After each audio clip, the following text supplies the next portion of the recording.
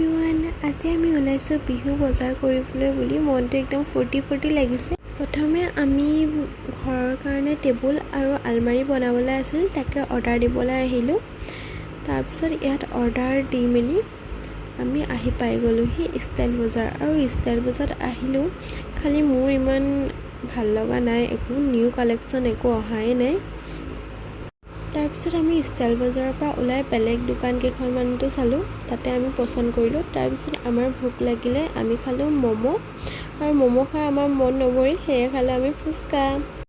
ইয়াৰ পিছত আমি আৰু অলপ বজাৰ কৰি ঘৰ পালোঁহি। ঘৰৰ পৰা ইমান যে ভাগৰ লাগিছে। তাৰপিছত আপোনালোকক ভাবিলোঁ আজিনো কি ল'লোঁ, এনেই অলপ দেখাই দিওঁ আৰু। মোৰ কাৰণে ল'লোঁ, তাৰপিছত ভণ্টি, মা, দাদা এনেকৈ কাপোৰ ল'লোঁ। তাৰপিছত আজিলৈ ইমানেই। আপোনালোকেও বিহু বজাৰ কৰিলেনে? কমেণ্ট কৰি জনাব। Bye bye.